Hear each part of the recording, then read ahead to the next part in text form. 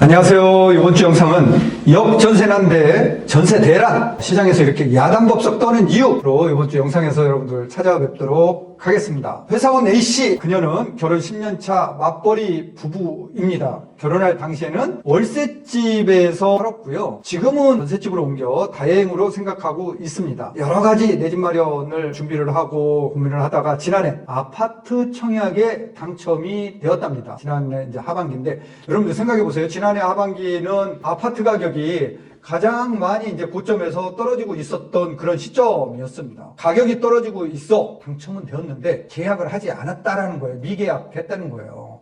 그래서 내 집 마련의 기회를 제대로 놓친 셈이 된 거죠. 당시에는 아주 잘했는데 지금 생각해 보면은 내 집 마련의 기회를 완전히 놓친 거죠.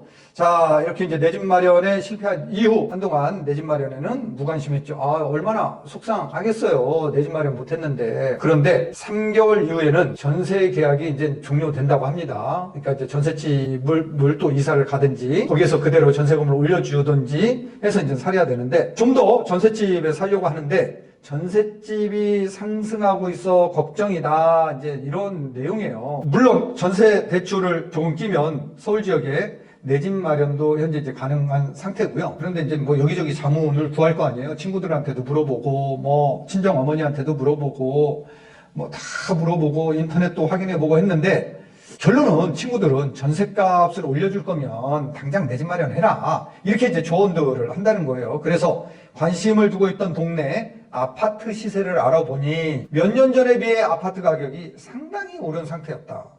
오늘도 남편은 아파트 가격이 더 떨어질 것이라며 가격이 떨어지면 그때 매수를 고려해 보자고 이렇게 이제 얘기한다고 합니다. 강력히 내 집 마련하는 것을 반대하고 있는 겁니다. 전셋값과 매매 가격이 관련이 있는지, 하루빨리 내 집 마련을 하려면 어떻게 해야 하는지 이제 궁금하다, 이런 내용의 이제 질문이 왔고요. 그래서 이제 여기에 대한 이제 내용을 좀 말씀을 좀 드릴게요. 그렇습니다. 이제 올해 초부터 시작된 역전세난 걱정으로 시장과 언론은 온통 야단법석을 떨었죠.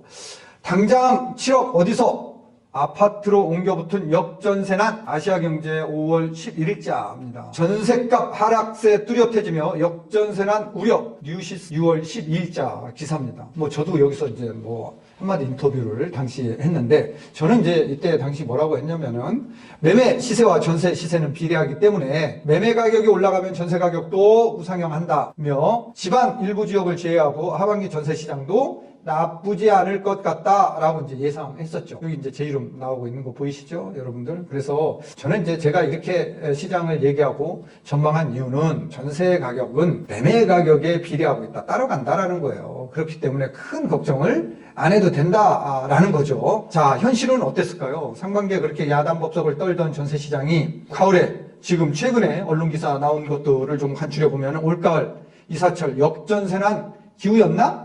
전셋값 오히려 꿈틀, TV조선에서 9월 28일자 보도한 내용이고요. 역전세난 사그라드나, 서울 아파트 전셋값 20주째 상승, 서울경제 9월 21일자 기사입니다. 역전세 공포 중심이었던 이곳 한 달 새 2억 뛰었다, 매일경제 10월 6일자 기사 내용입니다. 그러니까 이제 상반기에 역전세난에 대해서 야단법석을 떨던 그런 시장은 온데간데 없어지고, 지금 오히려 전세 대란을 걱정하는 이런 상태가 온 거죠. 자, 매매 시장과 전세 시장은 여러분들 분명히 다르죠. 그렇지만 두 시장 가격은 비슷하게 움직이고 있다라는 거예요. 매매 가격이 상승하면 전세 가격도 상승한다는 사실입니다.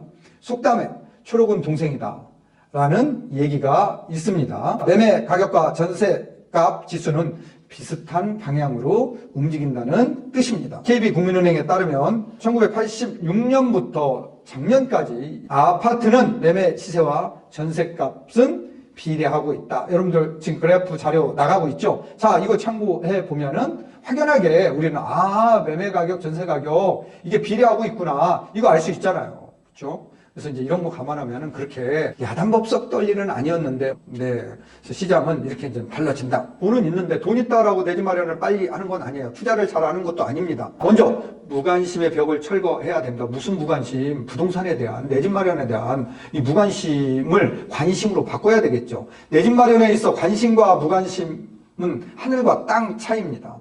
관심은 긍정의 힘을 가져다 주죠. 분명 긍정의 힘이 생기면 내 집 마련 속도는 빨라질까요? 늦어질까요? 이거 여러분들 스스로 판단해 보시면 알겠죠? 저는 빨라진다라고 생각을 합니다. 반면 내 집 마련에 있어 무관심은 서삼천묘 벌초하듯 타인의 내 집 마련 정도로 생각합니다.